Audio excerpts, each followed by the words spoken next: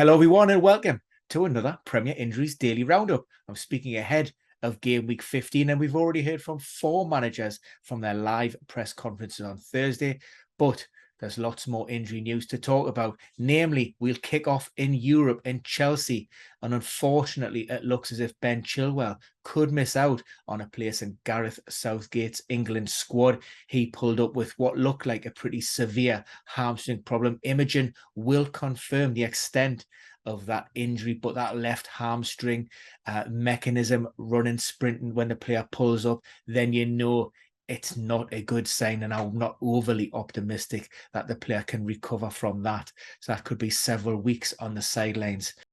So what that means in terms of FPL, well, that probably locks in Mark Cucurella on the left-hand side, and Graham Potter may go with three on the back. We know that Chabaloa has been starting on the right of that three, Thiago Silva centrally, and Koulibaly returned from injury in the Champions League against Dinamo Zagreb, recovering from that knee problem. So that could be the way to go this weekend. There's also some suggestion that his absence from the England squad may open the door for Newcastle defender Dan Burn. He would have done his chances no harm last weekend when Southgate was up at St James's Park watching the game against Aston Villa, the side that we beat 4-0, and also Callum Wilson. So keep your eyes and ears peeled for that one.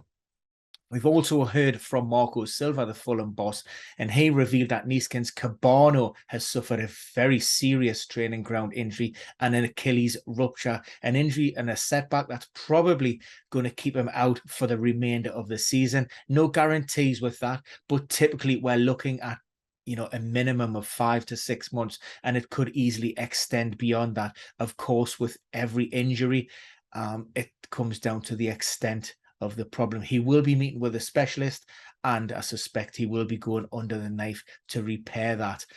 What does that mean in terms of that lineup? Well, Harry Wilson, he's been pushing to be included since returning from that long-term knee problem. He's around about 150 minutes, one Premier League start. We did see Cabano benched in October for Wilson, and that could be the straight swap with Willian on the left of Mitrovic and Wilson coming in on the right. So that's probably where Marco Silva will look to go again. The Lilywhites have been in great form, so they'll be keen to maintain that Premier League form. Top 7, I understand at the minute, if I've got that right, if I remember correctly. For Bournemouth, interim boss Gary O'Neill confirms that there are no fresh injury concerns in the Cherries camp. That basically means they're still missing Lloyd Kelly, David Brooks, and also Neto. None of those players are expected to return before the break and the World Cup. There's an outside chance, a very small chance, that Lloyd Kelly could shake off that ankle problem, but like I say, that's highly unlikely. We did see a slight change in formation last time out against Tottenham, and that was maybe brought about by that question marks over the availability of Dominic Solanke.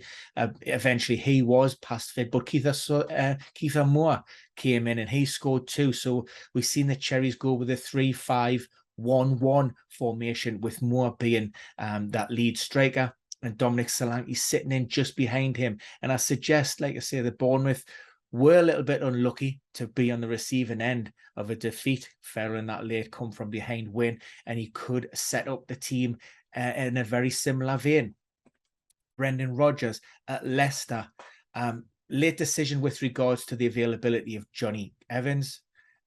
He's been struggling with a calf complaint for a few weeks now, almost a month out on the sidelines. Now, Rodgers said that a late decision would be made on either Friday or even Saturday. However, even if he is past fit, it could be the Carabao Cup next week on Tuesday against Newport, where we see the Irishman back in that defence, just in terms of a lack of fitness and sharpness. And also Leicester have been doing okay in his absence, with Amati sitting in that back 3 or a back 4, as the case may be. I do expect Leicester to maybe go back to a flat back 4 this weekend, with maybe Jamie Vardy or Padson Daka fighting it out and vying for that place at the top end of the pitch for Leicester.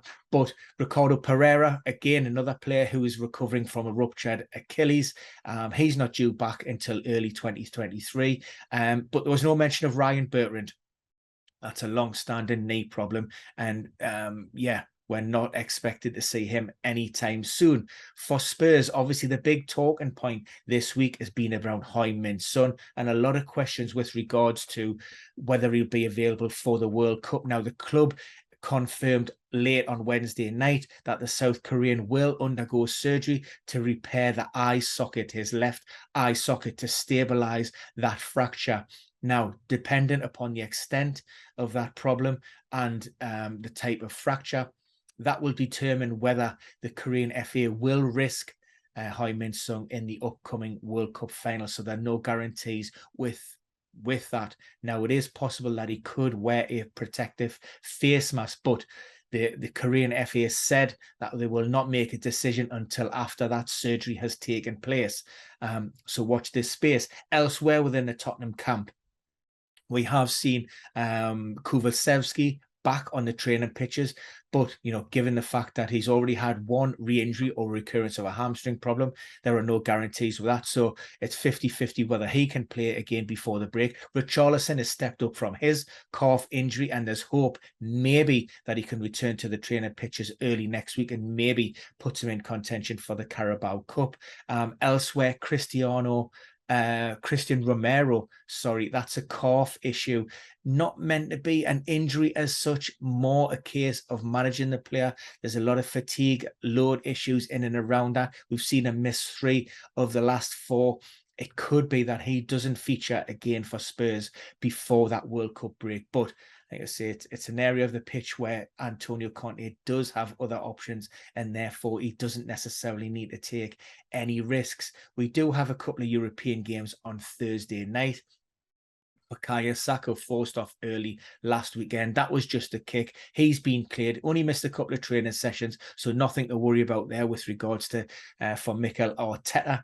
Whether he starts in the Europa League remains to be seen, but he is fit and available. Elsewhere, again within that Arsenal camp, good news. Mo Elneny has been back with the group now for around about 7 to 10 days, so he'll be pushing following a serious hamstring problem. And also Zinchenko stepped up his recovery from a calf strain that's been ongoing. Whether he's risked on Thursday remains to be seen, but like I say, he isn't too far away. For West Ham, David Moyes didn't give too much away with regards to his team news. We know that Naif Aguerd is likely to start in the Conference League. They're going to use these opportunities to get him some match fitness in his legs.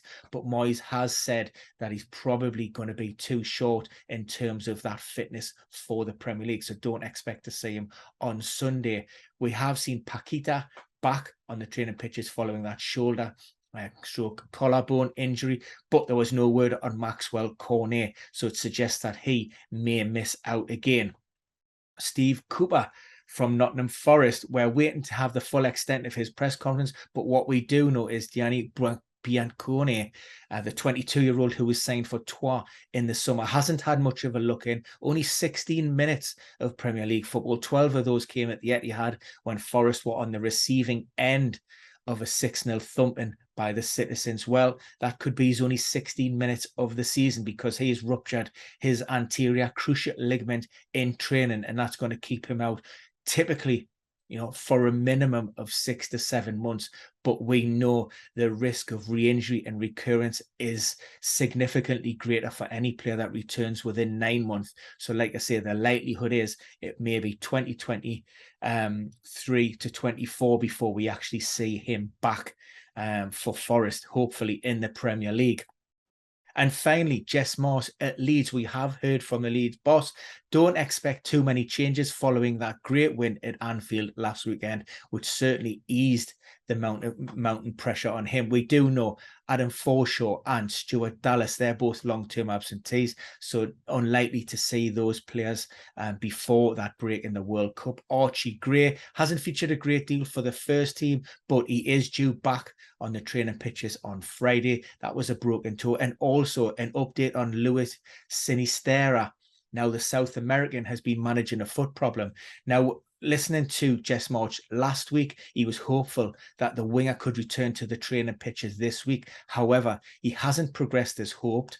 There were concerns, so they sent him for another scan, and he also met with a specialist. Now, those assessments and evaluations have revealed a problem with his midfoot, specifically in and around what they call the Lisfranc complex, which is where the metatarsals are held by a very strong ligament.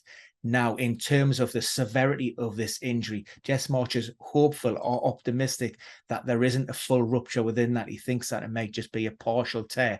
That would be good news if it is, because if it's a partial tear, the chances are that it will be treated conservatively if those bones are non-displaced. Now, what it means is we're probably looking for somewhere between maybe 4, possibly even 6 weeks on the sidelines, but that coincides with the break, so we should see him, hopefully, all being well, in and around that festive period. But what I would stress is he does have another specialist appointment on Thursday, and the club will have more details with regards to the severity of that injury, but certainly out of the next 3 games in the first instance.